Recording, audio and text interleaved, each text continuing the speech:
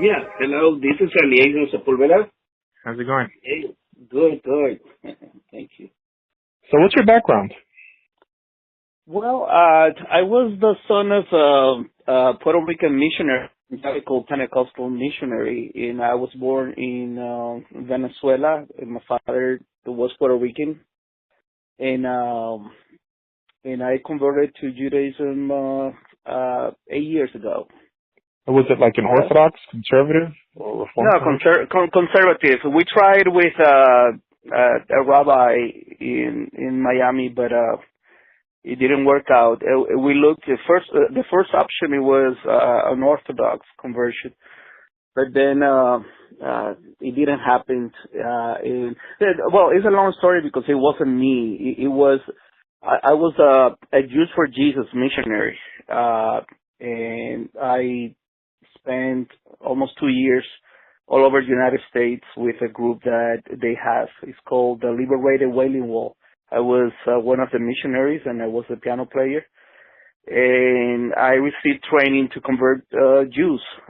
So I was with that ministry for a few times, and I was translated books from English to Spanish for their branch in Buenos Aires. And after that, I went to study formally to study Christian theology, and I became a Baptist minister. But when I was at Moody Bible Institute in Chicago, getting training for Jews for Jesus, is really when I began to search and to question few things about what they call messianic prophecies, and it was a long process. After that, I moved from Puerto Rico to here to Central Florida because my father he had Alzheimer's and he was only 54. So the circumstances really forced me to be here, and I started teaching some Hebrew, and everything developed into what is called now the Messianic movement. And I started at a very large congregation here. It was called Shomer Israel. It was the largest Hispanic congregation here in Central Florida. And I had a radio program, but it was then when I really began to search seriously, and I decided to resign. And I was very surprised that a group of 45 people also decided to get together and study Judaism with me. And I resigned.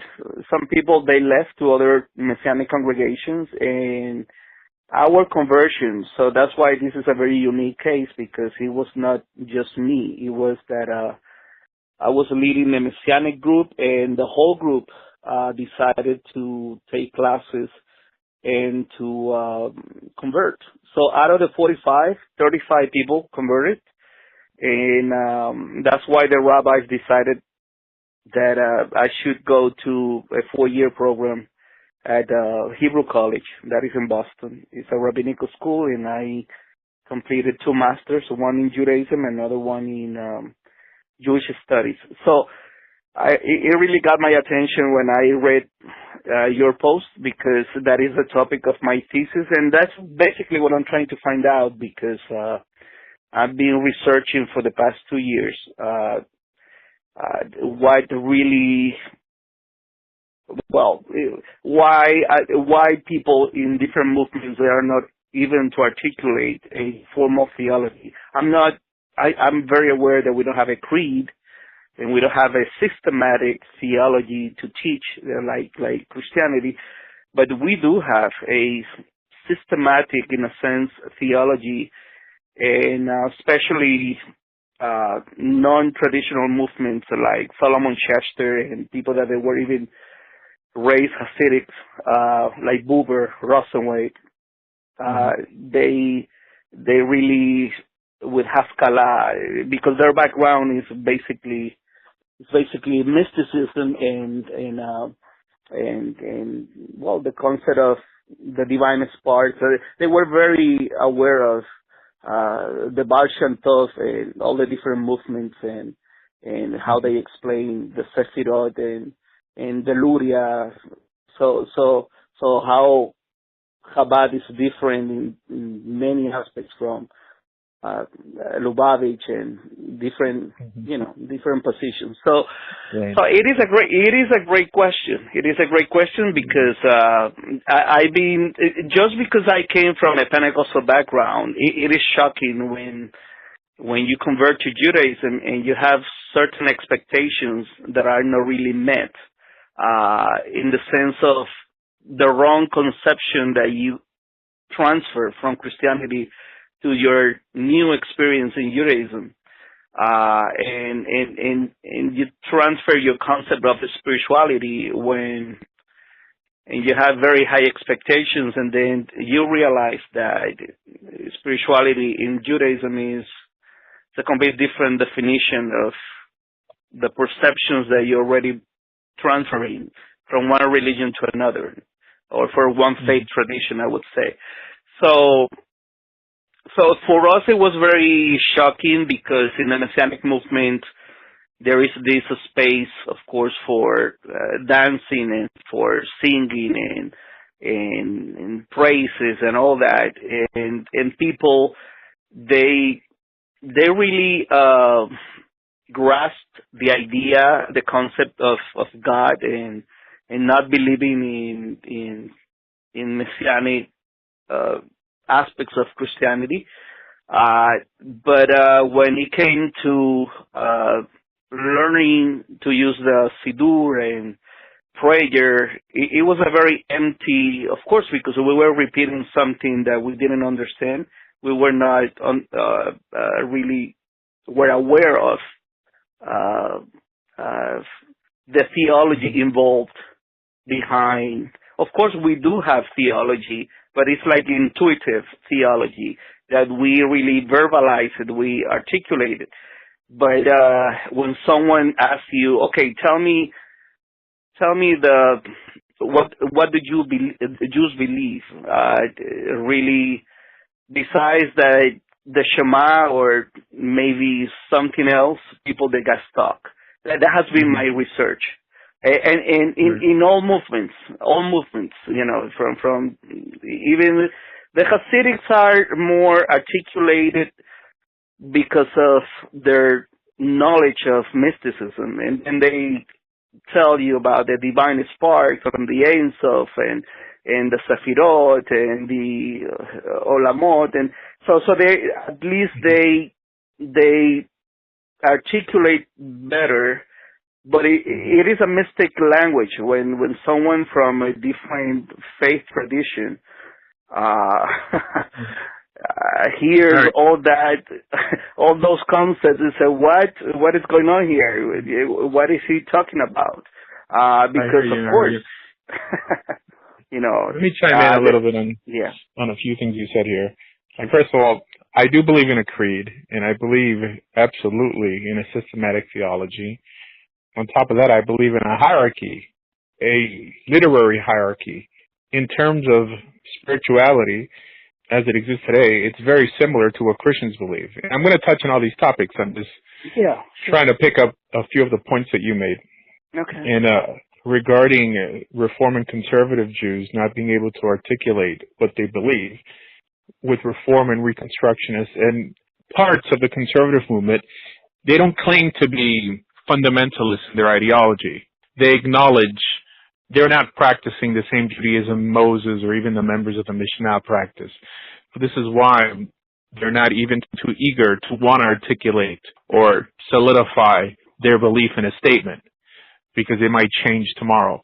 But anyways, in terms of a creed, I think the creed in Judaism is that we believe in God, Torah, and what Torah sanctions. That's it. That's the creed. Now, there's many things that Jews believe that doesn't speak for Judaism. I would say virtually 90% of all the concepts you mentioned, from Tzimtzum to the Sefirot, all these things may be things that Jews believe, but really has nothing to do with Judaism. Now, Right. I'm in the business, or at least the way I teach theology, I try to package Judaism in a way that I could hand it over to somebody else. And I think this is crucial, especially nowadays with this age of information that we live in, that people want to know. I mean, we have the internet. We have so many ways for that information to get out that we've never had so many people knocking on the door of Judaism, trying to get in. And when the vast majority of Jews, I would say, are trying to leave. Right. But Judaism, I agree with you. Judaism, in my opinion, is Torah Shebektav and Torah Shebal Peh, i.e. the 5 books of Moses and the Halakha. That's it. Yeah. In other words, everything we believe has to be sanctioned by the 5 books of Moses, including what we call Torah Shebal Peh, which, in my opinion, in the words of the rabbis of the Mishnah, including the Rambam, are ultimately just the rulings of the Sanhedrin. That's it. In other words, it's a concept of less is more. Because, of course, if you ask a Chabadnik to explain Judaism, he's going to bring down every concept, practice, or believed in the era of the Baal Shem Tov. These ideas in their ideology keeps on evolving here to the point that with the Judaism that they may have 100 years from now will not even resemble the Judaism we have today, and for sure not resemble the Judaism that Moshe Rabbeinu had. They believe that whether they admit it or not, they believe in progressive revelation. And that's something that I don't think Judaism endorses and is the basis of Islamic Christianity. In other words, our revelation ended in the end of the book of Deuteronomy. And that's it. That's our revelation from God, no more. Why is it dangerous to believe in progressive revelation? Again, like we said, because you'll end up with something that doesn't resemble what you started off with. Just like there's many Hasidim nowadays who teach that Moshe Rabbeinu wore a black hat and a black jacket. Yeah. Well, and they actually believe this.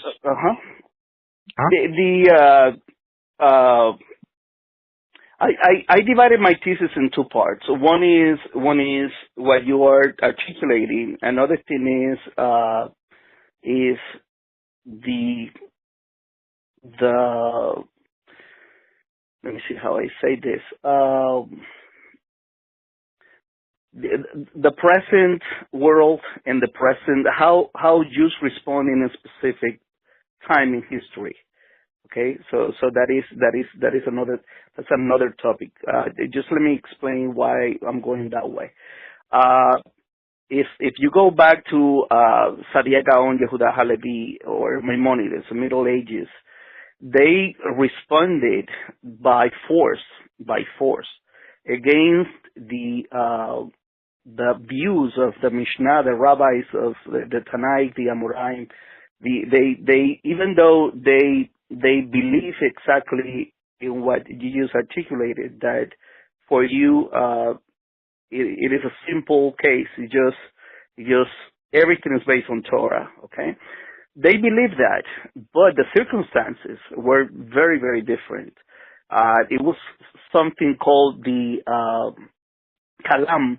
And the Kalam, they were the Arabs, the Muslims, philosophers and theologians, and they brought a response against Christianity, and then they asked the Jews, and that's the whole issue of Yehuda Halevi responding to Muslim theology and to Christian theology, because the main 3 rabbis in that aspect, Yehuda Halevi, Sadia Gaon, and the Rambam, even though there were more, Joseph Albo also, but he was not involved directly in that topic with Christians and Muslims as much as the 3 before. Kalam forced Judaism to bring a response, a theological response. They said, well, we know what Christians believe. We believe in this. We believe in Allah, and we believe in Muhammad, and we believe in this and that. But what about you? So all 3 of them, they were caught in the middle of a Muslim approach to those questions by Kalam, And that's how they were accused. They were accused that the rabbis who only and solely believe in the Torah, they believed in an anthropomorphic God. The God has hands. The God. They even play sometimes God praying and doing things that humans do. And the notion or the articulation that God was incorporeal, the uniqueness of God. It was in the Mishnah, basically in the Talmud, everything is halachical, and there is not really, there is, in the middle there is theology, but there is not even one volume in the Talmud dedicated solely to what belief, but basically and mostly how to obey this God that we believe, even though the rabbis at that time of the Talmud, they presented a God that it was personal, a God that it was intimate, a God that it was loving, but a God, it's not that they believed that he had a body, but their language represented and gave the notion that they believe in anthropomorphic God. So the Arabs, why do you say? Just let me finish this. Uh-huh. The Arabs, they demanded and they accused of idolatry. They said, "Oh, you're Jews. You believe in. You really are against Christianity, and you don't accept our prophet, and you don't accept Allah. But we accuse you of having a anthropomorphic God." So the philosophical and theological views of the main rabbis in the Middle Ages, it was a response to that by force, in which they proclaimed that God has no body, and they presented as such a transcendent God that it was almost impossible to know him. And that's why there's another response later in the 17th century, well, before that, but the main one with the renewal of the revival of with the Baal Shem Tov in the 17th century.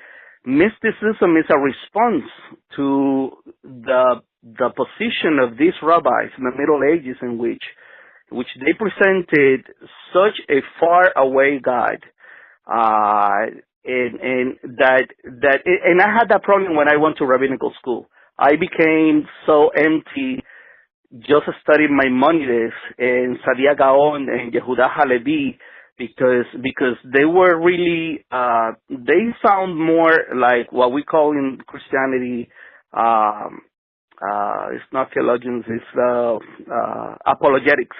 In defense of a religious view, that for me it was a shock. It was shocking to study Maimonides and even to study Baruch Spinoza, which is not far. In certain aspects, I told my professor that for me, Spinoza is like Maimonides with an attitude. It's not that far, even though it's a different view. It's a pantheistic view, but it's so. I got that it's so transcendent that when I took a course with Rabbi Asher Meza, and he is a Hasidic, when I really restored my, I would say, my sense of closeness to God in a certain way, even though I understand and I completely agree with you that those are perceptions. In other words, what I want to say is that even though I agree 100% with you, there is a reason. There is a reason, even though it's dangerous depending on how you view it, but it came out of a need. It came out of a response to a transcendent God that it was so far away, presented in the Middle Ages by Jewish philosophers, that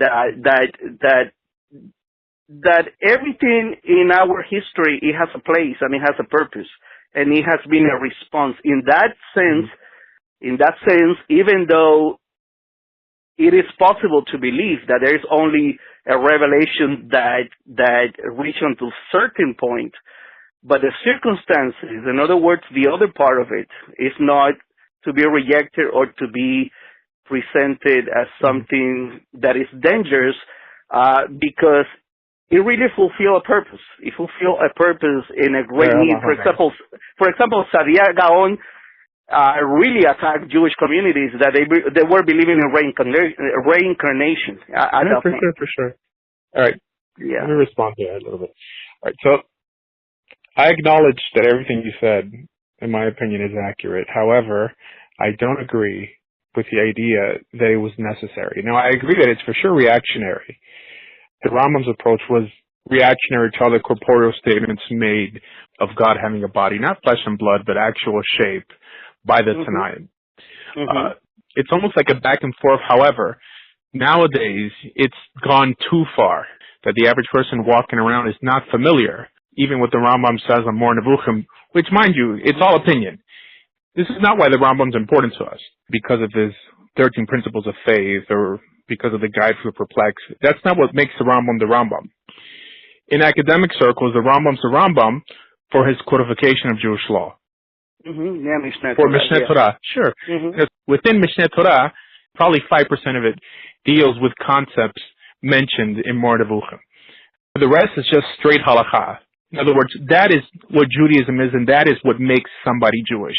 It really ultimately doesn't bother me if someone believes that God has a body or a shape, or someone tries to limit him. No one believes that today. No one believes that today. There is not even one movement that believes that today. No. According to my... there's movements nowadays like Tzimtzum.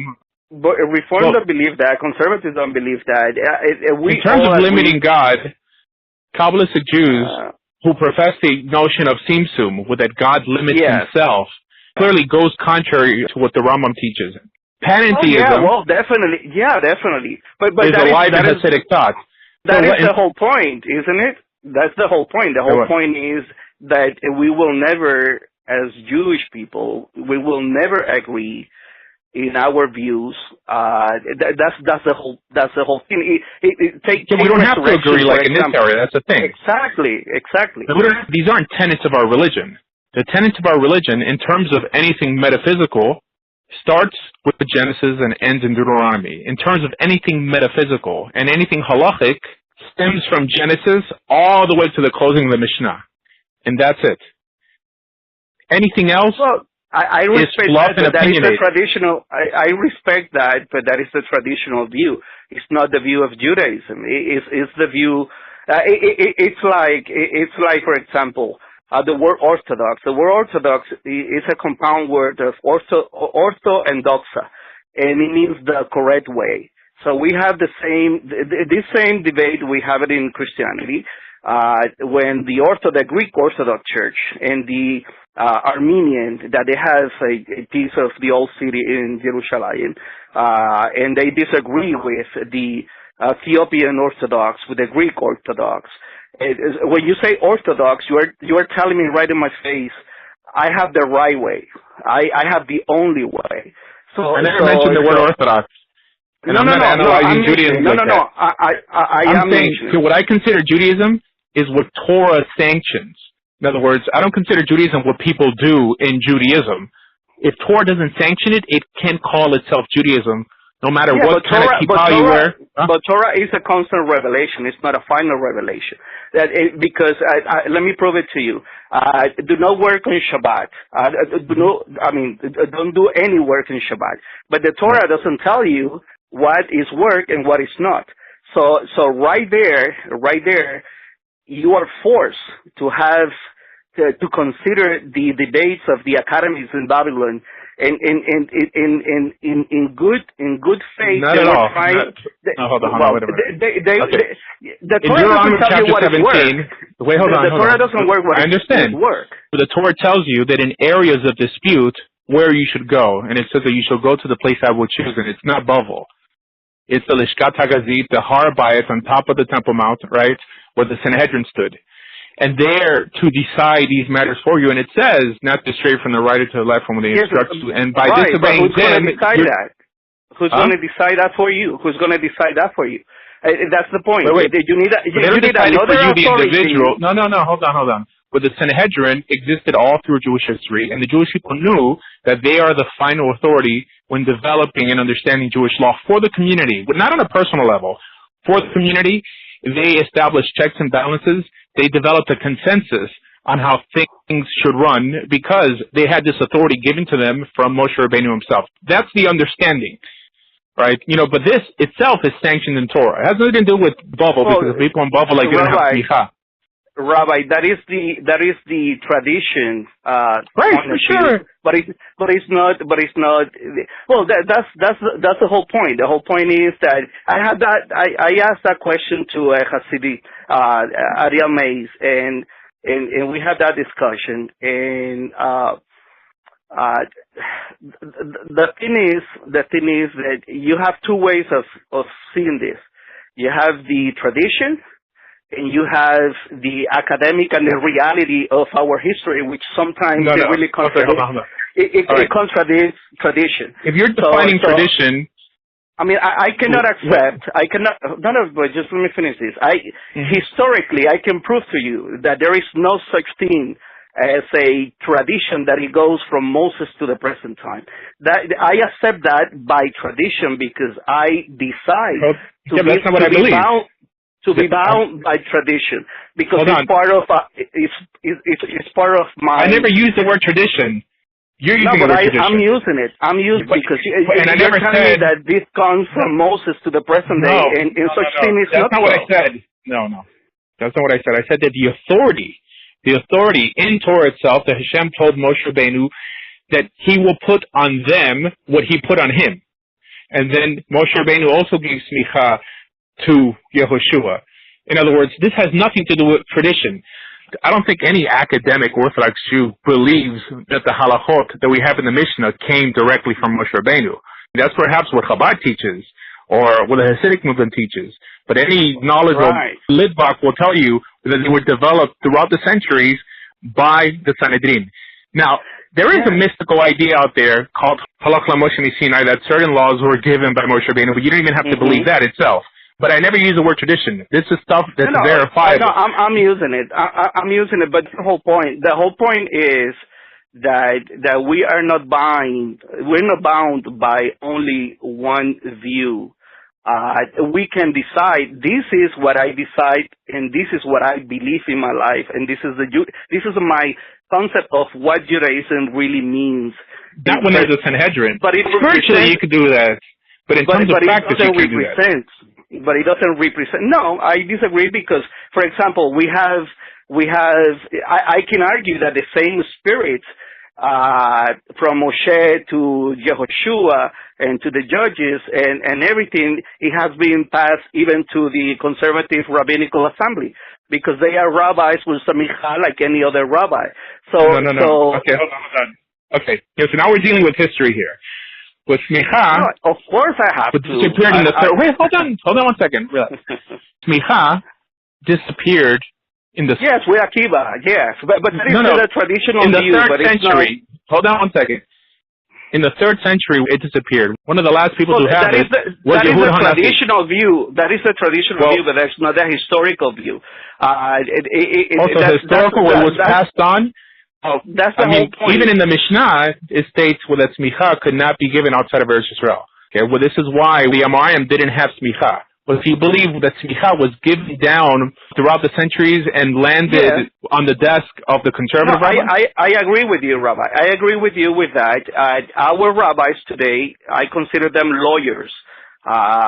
They don't have the same concept of a spiritual authority. I think that is the same for every single movement. That is, for example. Let me articulate what I believe a little better, because I hear you making some statements. Many Orthodox Jews believe, but I don't believe. Yes, but that is my whole point. I think historically, my whole point is that even within the same movement, even within the traditional or the Orthodoxy. That is my whole research, because I'm considering and I'm interviewing rabbis from all aspects of Judaism, from different Lubavitch, Hasidic, Chabad, from I'm including every single, and my conclusion is that at the end, this is not something new. It's not something modern, because I was studying the concept of resurrection in the Middle Ages, and Rabbi Albo and Nachmanides and Maimonides, they disagree tremendously. Let's deal with what we consider Judaism. But even the Yud-Gim Makar Muna, who's going to decide that? You cannot decide that. You don't have the authority to decide that. Any Jew could make the statement. Hold on one second. I don't have the authority. No rabbi has any authority to establish any metaphysical concept. Right? Any metaphysical concept. And not even a definition of Judaism. And not even a definition of Judaism. No, hold on. The Torah could decide for us what Judaism is, i.e., what it sanctions. If the Torah doesn't sanction something, we can't call it the Word of God or even validated by God. Now, no rabbi. That is subject to interpretation. It's not. There are many aspects in which Torah is not clear, and once interpretation is needed, regardless who has the authority to do it. All right. So regardless of that. Hold on. Okay. Hold on. Yeah. Okay. So the Torah says clear. It says, Lo tosef halav v'lo tegram mimenu. Don't add or take away from what's commanded here. And it also tells us... No. The Torah doesn't say that. That is in the book of Devarim, and that has a special... Moses didn't write Devarim. Devarim is from the time of Ezra, and the proof of that is... there is no proof of that. So the reason why that verse is in there. So you don't believe the book of Deuteronomy is part of the Torah? No, of course not. Okay. It's a repetition of Shemot, who was written way later. The tradition gives that to Yehoshua. What do you consider Torah then? Torah means instructions. And whether it's being recited, for sure the Devarim considered Mishneh Torah, with a repetition of the law. It comes from the word yara, that it means to direct an object to a point, a specific point. But that's so why there's no new mitzvot in Devarim? Of course they are mitzvot, but they are new mitzvot. No. Of course not. There is the repetition of Shemot, and there is the amplification of mitzvot that already existed. And when he says that... All right, so let me mention a few to you. The only chapter in all of Torah that commands you to listen to prophets is only in the book of Deuteronomy, with Deuteronomy chapter 18. That's exactly. I'm very glad that you mentioned that, because there were no prophets. Hold on one second. There were no prophets until false prophets came to be in the time of Ezra, when Second Temple Judaism it came to exist, because before that we had the religion of Israel. Okay. We didn't have Judaism in the time of David or Solomon. That was not Judaism. That was the religion of Israel. Okay, hold on. The command of establishing a king for ourselves is only in the book of Deuteronomy. The commandment to listen to the court is only in the book of Deuteronomy. I could go on and on. Yes. There's things in Deuteronomy because that is establishment of Second Temple Judaism. Judaism didn't exist before that. That is, with Ezra, is that we have Second Temple Judaism. And that's why, and that was the restoration. Okay. I'm going to give you another example. You're not going to convince me. You're not going to convince me because I thought that this was an interview. I didn't come here to argue because we would never agree on that. I studied Torah in a rabbinical school that is academical. Okay, hold on one second. You study one that is basically traditional. So we are not going to agree on that. I'm just asking a few questions. When Israel went into exile to Babel. Yes.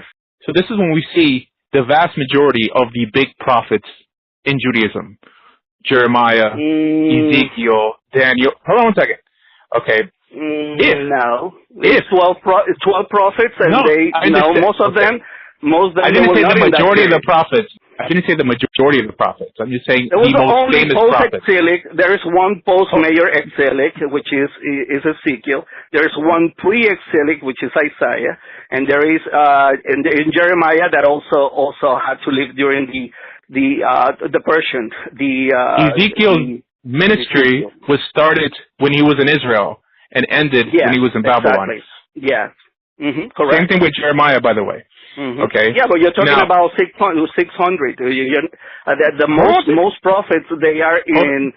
They are from. Of course. You gotta let me make my point here. Okay. But the job of the prophet was to bring Israel back to the Torah. In other words, like I said in Deuteronomy chapter 18, whether they have to listen to this prophet. No, I don't Deuteronomy 18? It was to social justice. Social justice was the message of most of the prophets. Micah chapter 6. Because Torah, that's why we had the reforms of Hosea and Hezekiah. We had the reform in which the people of Israel, they were not even aware of the books of the law. So that's why we had those reforms. And the main issue, because they didn't know what it was what the Torah contained, the main issue were social issues of injustice against the poor. For the message. Yeah. Mike, reiterates all the books of the prophets. God asks from you, and it is a restoration of injustice in society. To walk with God, keep His commandments, fine. It's to bring you back to the Torah. Okay, first of all, prophets can't do anything that's not already sanctioned in the Torah. And the only chapter that sanctions anything relating to prophets is Deuteronomy 18. It says, when you begin to emulate the nations that you've displaced, I will raise up unto you a prophet. His words you shall heed. In other words, their job is to bring you back to the Torah. Why? Because exile and redemption. Now, mind you, if Deuteronomy I agree with you.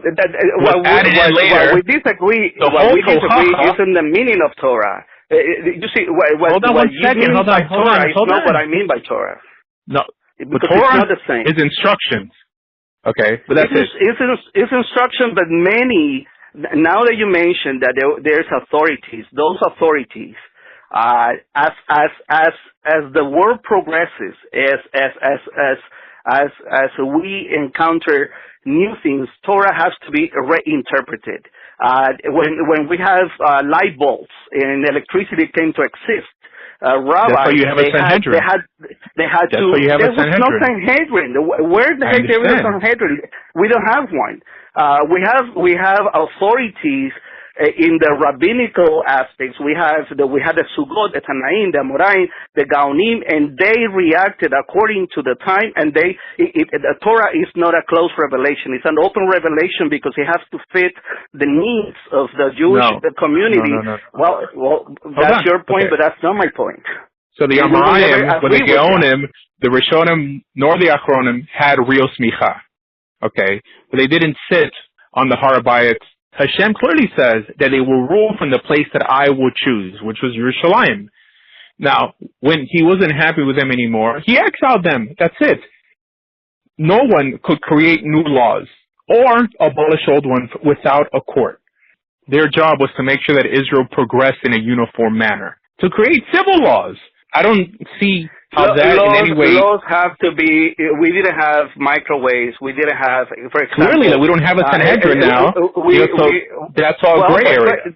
Exactly. You just hit the point. You just hit the point. Gray area. That is a great expression. That is why I have to disagree. Because the gray areas have to be addressed somehow. And it's not based on Torah. It's based on the interpretation of whoever is leading at that point in the community and the circumstances. It's like the Torah doesn't give the authority. Yeshiva University. They have. The Torah will give the authority to the court, to the judges, who rule from the place that God chose. Yeah, but there are things that doesn't apply today, and there is things that will not apply, and there are new inventions that will come up, and someone will have to make a ruling, and that ruling not necessarily it will not be a unique, or it will be a consensus on that. It would be a subjective ruling, but that wouldn't apply to all of Israel. However, Deuteronomy chapter 17 says that the rulings of this court, by not listening to them, would be equivalent to not listening to God Himself. Yeah, that's the difference between a post-sect nowadays. But there are many courts. There are many courts. It's like we don't have a solid... There are no courts nowadays. There's no courts nowadays. That proves that because there is no such thing. There are gray areas and open areas in which we can disagree, and we cannot define what Torah is for those specific areas. And that is, I never said agree. we could. I'm saying that in the areas that the Sanhedrin did rule upon, that's frozen in stone there till there's another Sanhedrin. Even in the one that the Sanhedrin did, even among traditional Jewish people, there is no such thing as a consensus in many areas. So I really respect that. That is your view. I mean, according to conservative and reform, but they don't try to have a consensus. I'm not talking about conservative. I'm talking about traditional, about Orthodox. I'm talking about that. For example, in areas that are clear, there is a consensus. No, there is not a consensus. If you ask a rabbi from Yeshiva University, in which they study archaeology and they study many things that you don't study in a yeshiva, a traditional yeshiva, that person will have a complete different view of that you're expressing in certain aspects, and then someone that he will not consider other aspects of theological interpretation and disciplines. Hold on, not from the rabbinical school. The rabbinical school of Yeshiva University is pretty much a child of Rabbi Herschel Schechter nowadays and Rabbi Soloveitchik before. These are Orthodox Jews, in some cases ultra-Orthodox. So that's my view, and that's my view of Judaism, and that's not the view of YU. YU is traditional Orthodox. It is. There's no rabbi in YU who walks around thinking that Deuteronomy is not part of the Torah. I mean, for sure, 100%. Yes, I agree with that. But that's the whole point. We are not really so far in this disagreement. That is your perception. That is your conviction. That is your view and your definition of Judaism. Of what Judaism I mean, I haven't used the word tradition. I have. I don't think that rabbis today could tell someone they can use electricity on the Sabbath. Because traditional Judaism mostly will say and repeat almost everything that you're telling me. And even though there is, I mean, it's for me difficult to believe that 100% will be a consensus of that. Of course, there are many rabbis, traditional rabbis, that they will disagree with a few of the things, the statements that you have told me, but mostly traditional Judaism, that's their view. That's you're expressing not 100%, but yes, very close to what traditional Judaism is. But that is not Judaism. That is part of Judaism. That is the most right-wing and conservative area of Judaism, but that doesn't represent the majority of the Jewish community here in the United States and in Europe.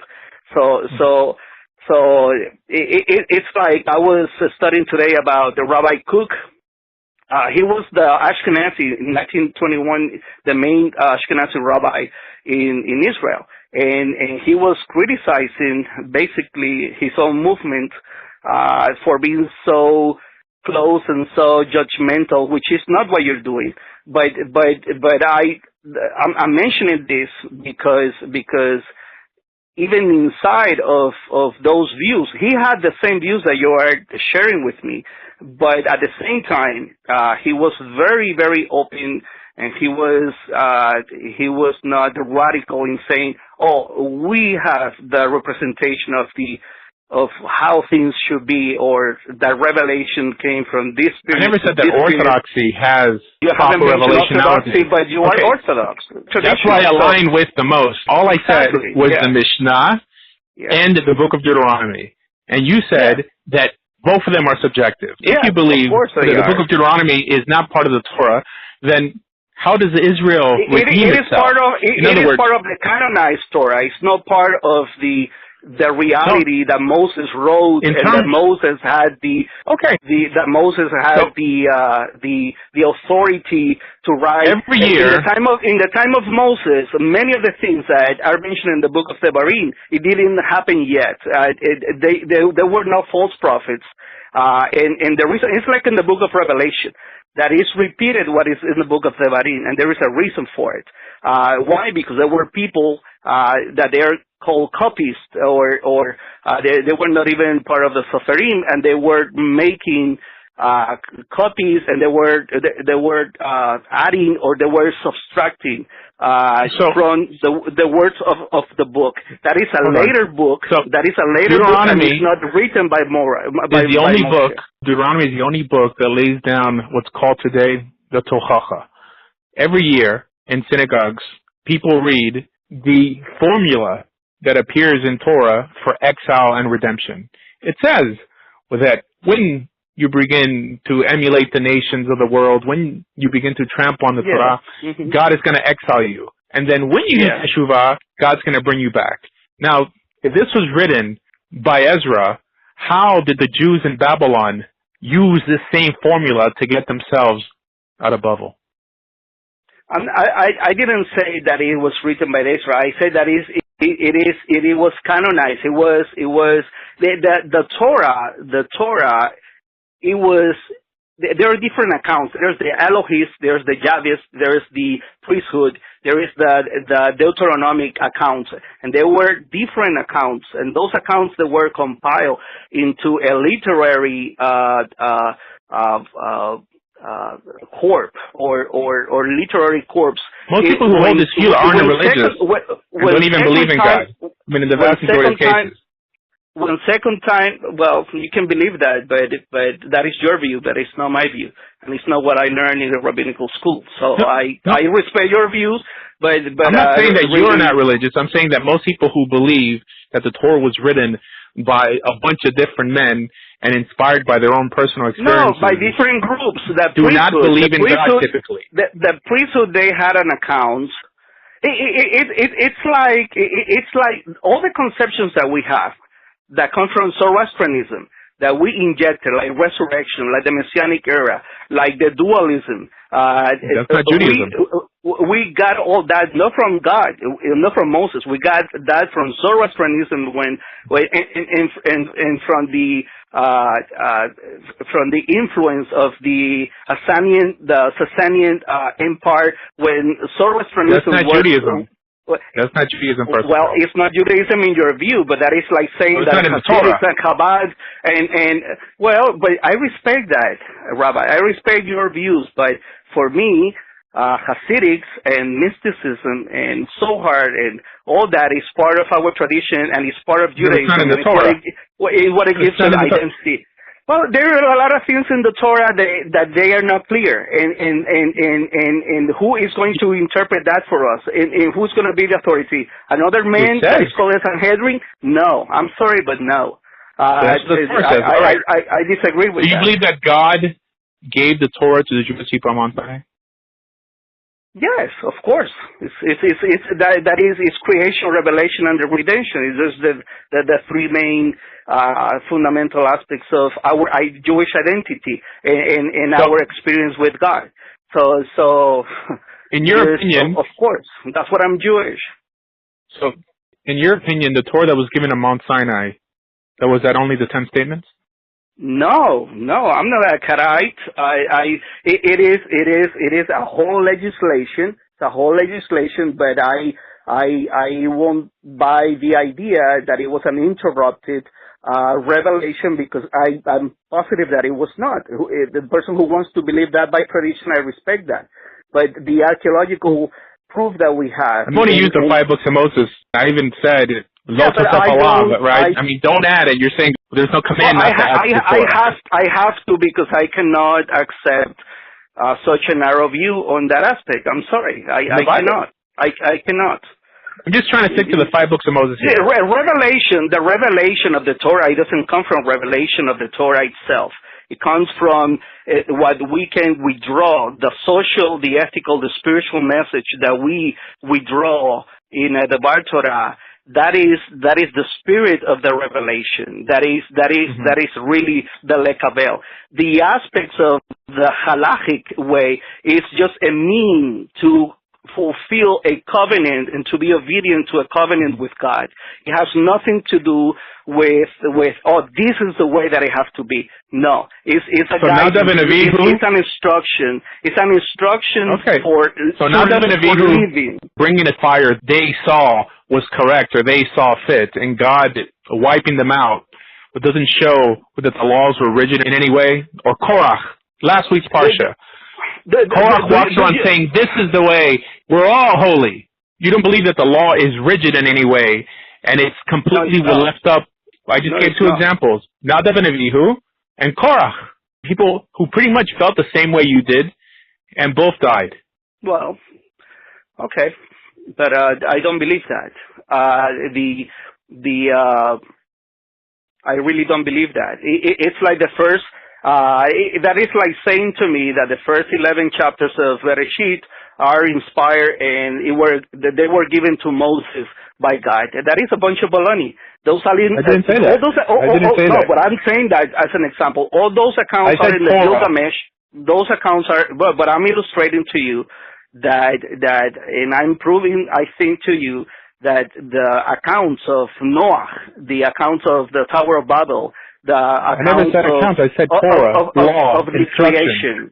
Of the creation in the Torah. But it's part of the Torah. It's the first 11 chapters in the Torah. You find that in Sumerian literature. Building a straw man argument here. In the Gilgamesh, i.e. instructions. Judaism is based off of the instructions that appear in the five books of Moses. This is why it's called Torah. No, it's not. It's withdrawn. It's withdrawn from the interpretation of what it was given to Moses in the Torah. It's not directly from the Torah of what it was given for that time, and some of that, and most of that it was given applies.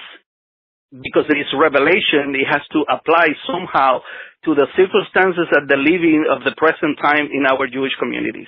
But it's not that it has to be literally taken and literally believed that it was like that. For example, the Modim are in the Torah. The Modim are in the Torah, and we don't call Yom Teruah and do the things that we do back then. So we have in Rosh Hashanah, we have a complete different interpretation of what it was in biblical times according to the Torah, that celebration.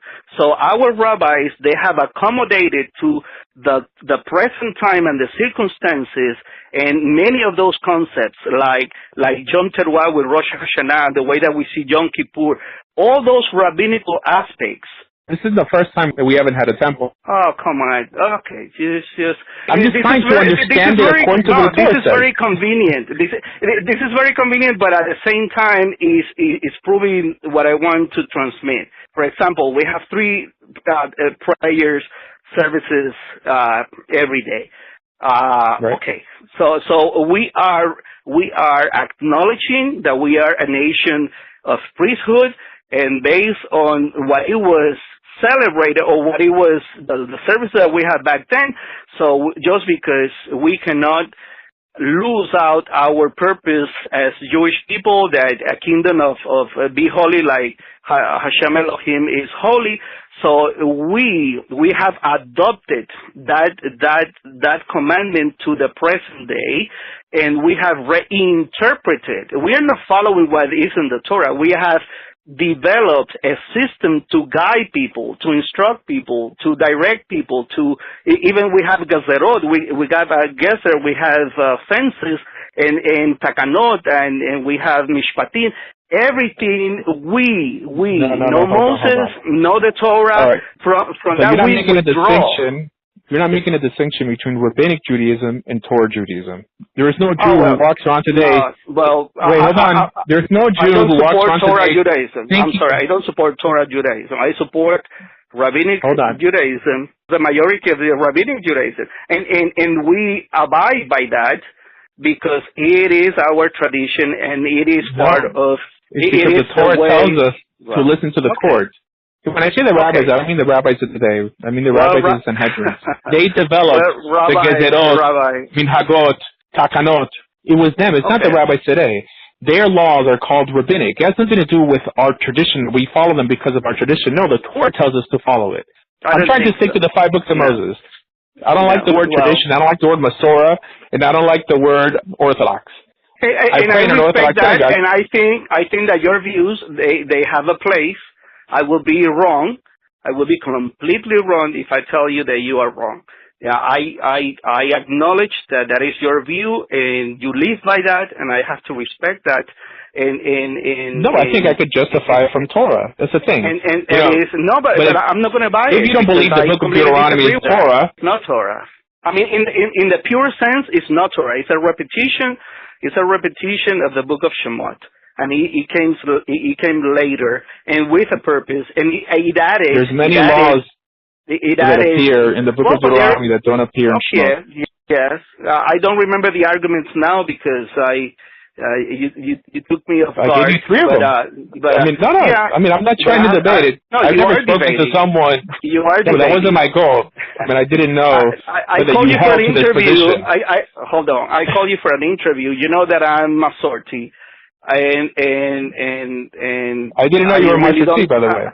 Oh well, I'm sorry, but I really this made me very uncomfortable because I'm very open to respect and to give a place. One of the things that I have learned in these 2 years interviewing rabbis from different movements is that I have never had an experience like this. Even though I belong to a different movement, they at the end, the purpose of us as religious leaders or as leaders of tradition is really to search for vehicles to bring people back to God and to Torah in your case, and in my case, social justice through Judaism and Tikkun Olam and renovation of things, and so we all play a role in this enterprise. And that's basically what I do. I have a study center here. I teach every day. And I teach from that perspective, and I know rabbis. I know, for example, Rabbi Benjamin Viña, the brother of Manny Viñas. They're doing a great job teaching. Rabino Juan Mejias from Koltu Sefarad, even Rabbi Otero, and each one of us are doing our thing. At the end, we are all working together for the good, for the bringing the spiritual renewal of this enterprise. Of course, we have different views. Of course, Torah is not Torah. We can't agree on what Torah is. That is your view. That is your view, it's not Judaism brother. No more. That's the thing. That is your view, brother. I mean, I really, that is your view. That is like me talking to a Rabbi Olshansky, which is Reform, and arguing, losing my time arguing about things that we will never maybe. I try to look for things that we agree from the work that we really can do together, and that will be for the benefit of the people. That is, for me, that is Torah. But just to try to convince other Jewish people that they are wrong or they're doing this or that they don't have the right definition, I'm so sorry, but that's not me. I have to tell you right there because that's not me. Okay? So, many shalom and parnasah to you, and you can call me whatever you want, but I don't like to talk about these issues this way because I have never, in 8 years of being in Judaism, I have had a conversation like this. Okay? All right. All right.